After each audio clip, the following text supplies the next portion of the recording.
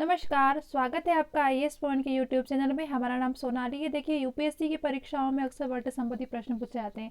आप सभी चीज़ें जानते हैं। इसके साथ साथ हमारा जो आज का जो सेक्शन रहेगा वह रहेगा इंपॉर्टेंट प्रश्न का, जिसमें आपके करंट से रिलेटिव प्रश्न रहेंगे। यह वीडियो आपके लिए बहुत हेल्पफुल रहेगा, तो आपको क्लास को लास्ट तक देखना है। और अगर किसी भी प्रश्न का उत्तर आपको पता है तो आप हमें कमेंट सेक्शन में ज़रूर बताइए, क्योंकि आप जो लिख देते हैं वो कभी नहीं भूलते, ये आप सभी जानते हैं। चलिए, बिना टाइम वेस्ट किए शुरुआत करते हैं हमारे पहले प्रश्न की ओर। हमारा जो पहला प्रश्न है वह क्या है? वह है प्रसिद्ध आविष्कार स्टेरोस्टेट क्या है। ठीक है, इसके बारे में पूछा गया है कि जो प्रसिद्ध आविष्कार है जिसका नाम क्या है, स्टेरोस्टेट है, यह क्या है। ऑप्शन आपके पास एक हानि रहित संगीत प्रणाली है, या एक स्टेथोस्कोप स्टर जो लाइजर होता है वह है, या एक वृक्या है, या फिर एक राइडर है। इसका उत्तर आपको कमेंट सेक्शन में बताना है।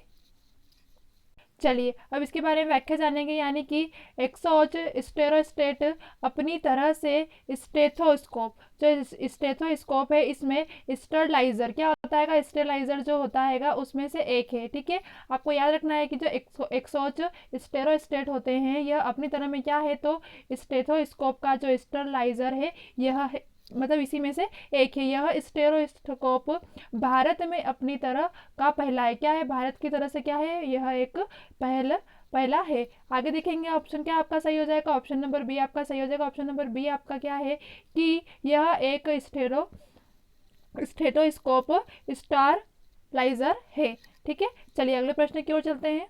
अगला प्रश्न है आपके पास, क्या कह रहा है कि जो स्टेरोस्कोप है इसको साफ करने की आवश्यकता क्यों होती है। नीचे जो सूचीबद्ध है विकल्पों उनके सही कारण चुनना है। देखो, पहला है आपके पास कई रोगियों की परीक्षण के कारण जो स्टेथोस्कोप होता है यह हानिकारक नोसोकोमियल रोगजनक, मतलब इसमें जो मतलब कुछ जीवाणु वगैरह जैसे दूसरे को छुएंगे और उसके अंदर कुछ बीमारी हो तो उसके क्या है, जो जीवाणु रहेंगे वो क्या हो जाएंगे कि अपने में मौजूद हो सकते हैं। इस कारण क्या किया जाता है कि इसका मतलब इसको साफ करना जरूरी होता है। अगला क्या कह रहा है, दूसरा है आपके पास कि ऐसी संभावना है कि कोविड-19 जो वायरस है इसमें स्टेथोस्कोप से फैल सकता है। मतलब कि हो सकता है कि वैक्सीन वगैरह लगाए तो उससे भी क्या हो सकता है कि किसी के अंदर कोई भी वायरस हो तो वो दूसरे के अंदर लगाने से हो सकता है कि फैल भी सकता है इस वजह से। तो इसका सही जवाब क्या होगा? इसका सही जवाब होगा ऑप्शन नंबर आपका सी। ऑप्शन नंबर सी आपका क्या है, यानी कि पहला और दूसरा दोनों, क्योंकि दोनों ही जरूरी है। अगर किसी का परिक्षण करेंगे जो परीक्षण, तो उसमें क्या होगा कि किसी को अपन अगर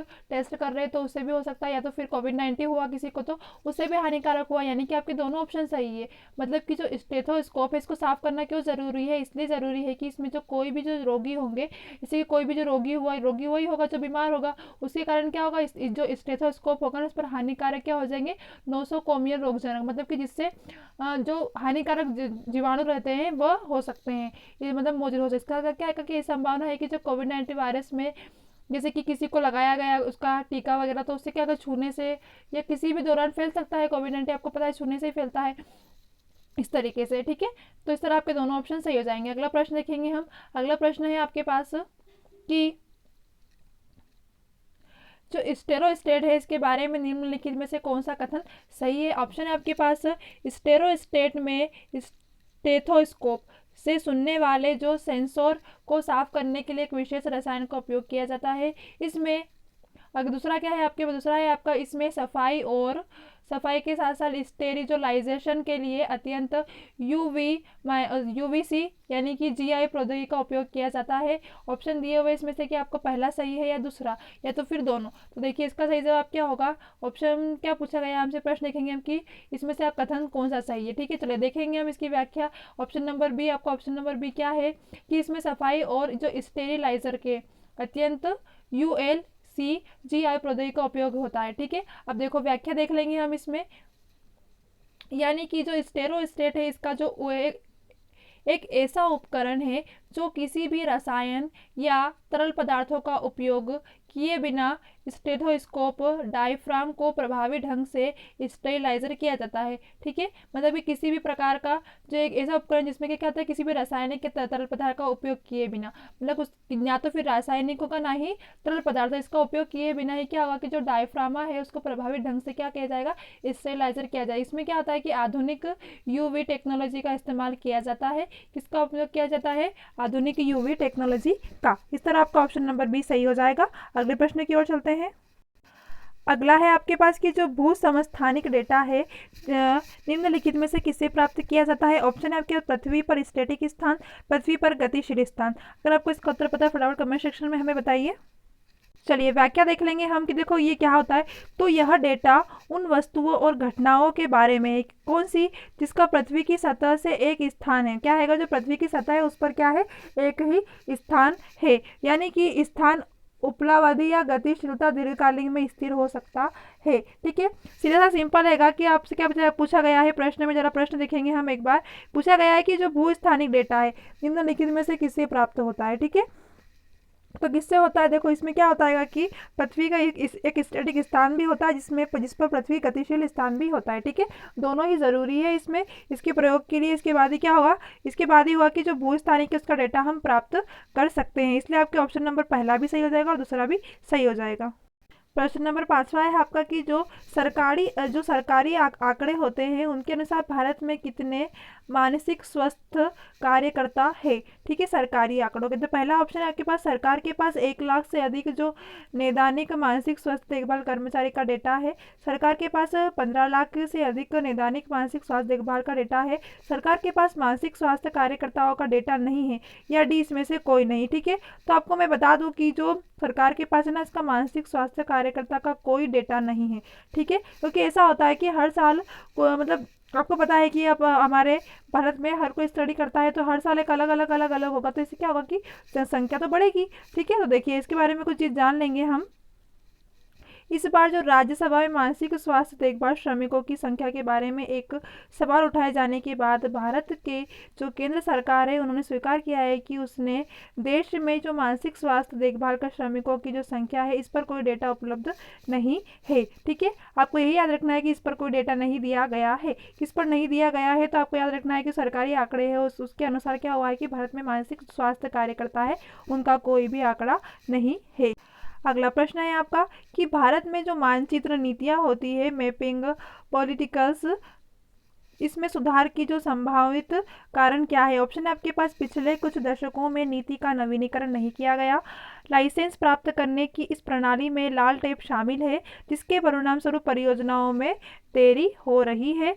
इसके बाद क्या कह रहा है कि केवल पहला, केवल दूसरा, या पहला दूसरा दोनों, या फिर इसमें से कोई नहीं। ठीक है, ऑप्शन देख लीजिए आपकी भारत में क्या पूछा गया है, मानचित्र नीतियों में सुधार है उसमें को संभावित कारण क्या है। चलिए देखेंगे हम इसके डिटेल में।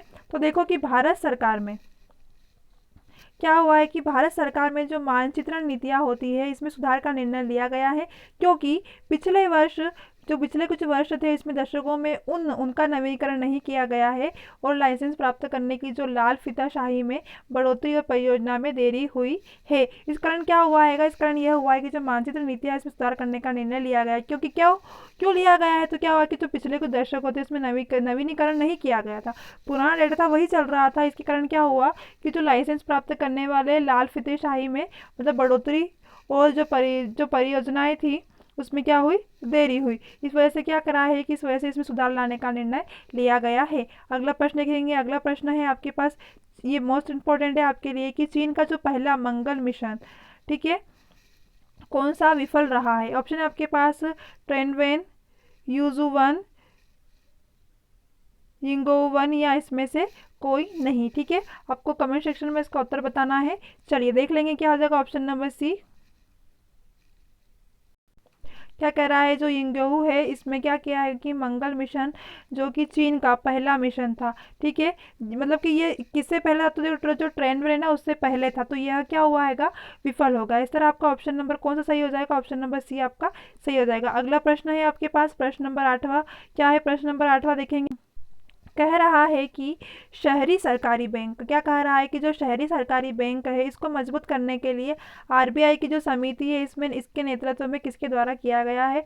ऑप्शन है आपके पास रघुराम राजन, एन.एस. विश्वनाथ, अरिजित पटेल, या फिर निर्मला सीतारमन। ठीक है, ऑप्शन क्या प्रश्न पूछा गया उनकी जो शहरी सरकारी बैंक होते उसको मजबूत करने के लिए आरबीआई की समिति के नेतृत्व में किसे लिया गया है। ठीक है, आसान सा प्रश्न है, इसका सही जवाब क्या होगा, देखो ऑप्शन नंबर बी, यानी कि NS विश्वनाथन। ठीक है, अब चलो डिटेल में देख लेंगे हम थोड़ा सा।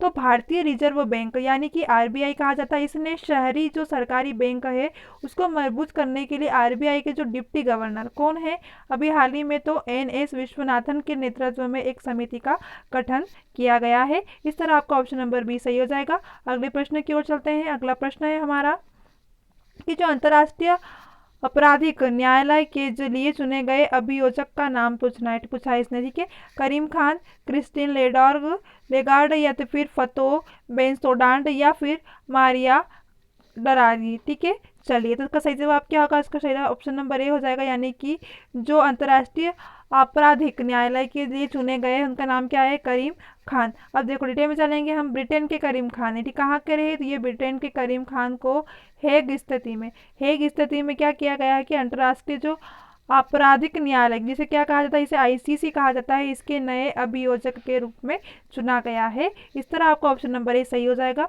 लास्ट प्रश्न है हमारा कि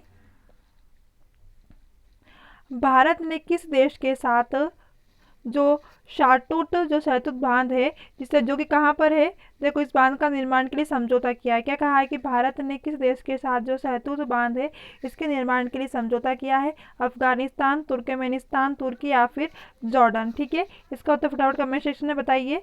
देखिए इसका सही जवाब क्या होगा, ऑप्शन नंबर ए, यानी कि भारत और अफगानिस्तान ने इस साल 9 फरवरी को काबुल में, जिसमें कि कहाँ पर है यह शहतूत बांध के निर्माण के लिए माऊ पर हस्ताक्षर किए हैं। इस तरह आपका ऑप्शन नंबर ए सही हो जाएगा। कहाँ पर किए हैं, अफगानिस्तान में। ठीक है, चलिए आज की क्लास हमारी यहीं ख़त्म होती है। कल के लिए बेस्ट ऑफ लक आपको।